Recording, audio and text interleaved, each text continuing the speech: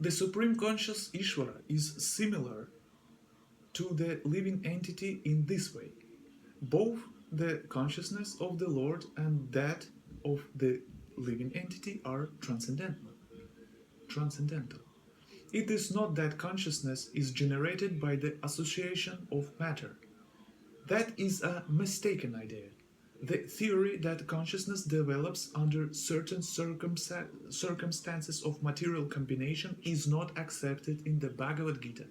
Consciousness may be pervertedly reflected by the covering of material circumstances, just as light reflected through colored glass may appear to be a certain color, but the consciousness of the Lord is not materially affected.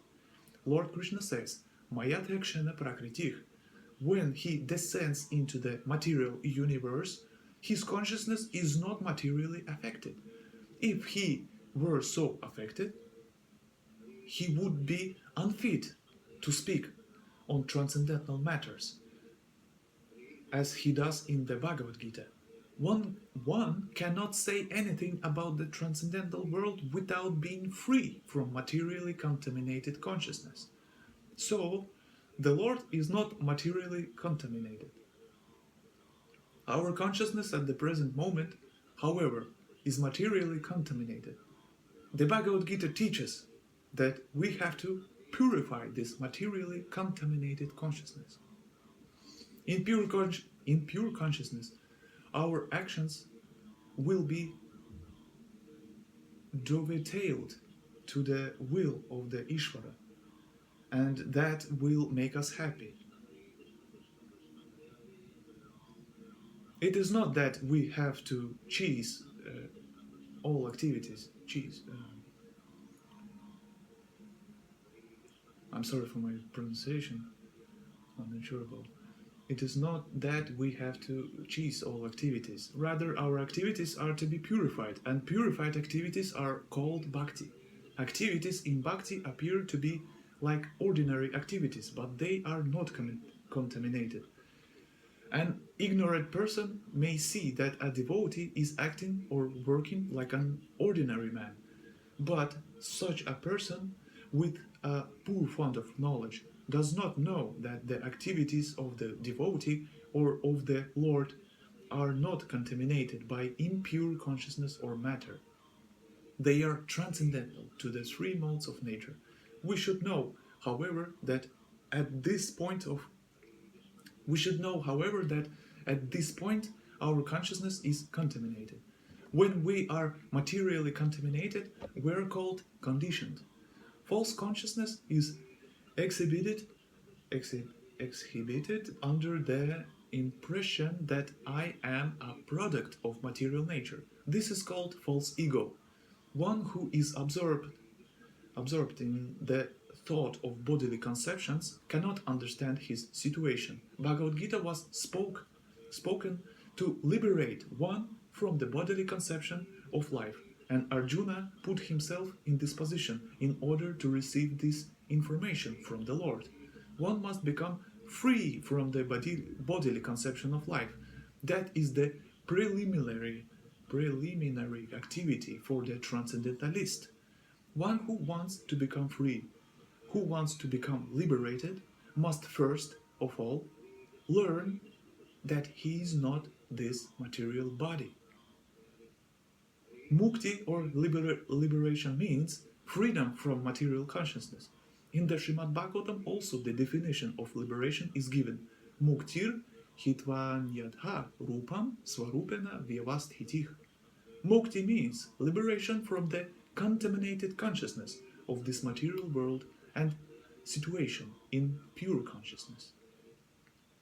All the instructions of Bhagavad Gita are intended to awaken this pure consciousness, and therefore we find at the last stage of the Gita's instructions that Krishna is asking Arjuna whether he is now purified consciousness. That Krishna is asking Arjuna whether he is now in purified consciousness. Purified consciousness means acting in accordance with the instructions of the Lord. This is the whole sum and substance of purified consciousness. Consciousness is already there because we are part and parcel of the Lord. But for us, there is the affinity of being affected by the inferior modes. But the Lord, being the Supreme, is never affected. That is the difference between the Supreme Lord and the small individual souls. What is the consciousness? This consciousness is I am, then what I am. In contaminated consciousness, I am means I am the Lord of all I survey. I am the enjoyer. The world revolves because every living being thinks that he is the Lord and creator of the material world. Material consciousness has two physical divisions. One is that I am the creator, and the other is that I am the enjoyer. But actually, the Supreme Lord is both the creator and the enjoyer. And the living entity, being part and parcel of the Supreme Lord, is neither the creator nor the enjoyer, but a cooperator. He is the created and the enjoyed. For instance, a part of a machine cooperates with the whole machine. A part of the body cooperates with the whole body. The hand, legs, eyes, and so on are all parts of the body, but they are not actually the enjoyers. The stomach is the enjoyer. The legs move, the hands supply food, the teeth chew, and all parts of the body are engaged in satisfying the stomach because the stomach is the principal factor that nourishes the body's organization. Therefore, everything is given to the stomach. One nourishes the tree by watering its root, and one nourishes the body by feeding the stomach. For if the body is to be kept in a healthy state, then the parts of the body must cooperate to feed the stomach. Similarly, the Supreme Lord is the enjoyer and the creator, and we, as subordinate living beings, are meant to cooperate to satisfy him. This cooperation will actually help us, just as food taken by the stomach will help all other parts of the body. If the fingers of the hand think that they should take the food themselves instead of giving it to the stomach, then they will be frustrated. The central figure of creation and of enjoyment is the Supreme Lord, and the living entities are cooperators. By cooperation, they enjoy. The relation is also like that of the master and the servant. If the master is fully satisfied, then the servant is satisfied. Similarly, the Supreme Lord should be satisfied, although the tendency to become the creator and the tendency to enjoy the material world are there also in the living entities, because these tendencies are there in the Supreme Lord, who has created the manifested cosmic world. We shall find, therefore, in this Bhagavad Gita that the complete whole is comprised of the Supreme Controller, the controlled living entities, the cosmic manifestation, eternal time, and karma, or activities. And all of these are explained in this text.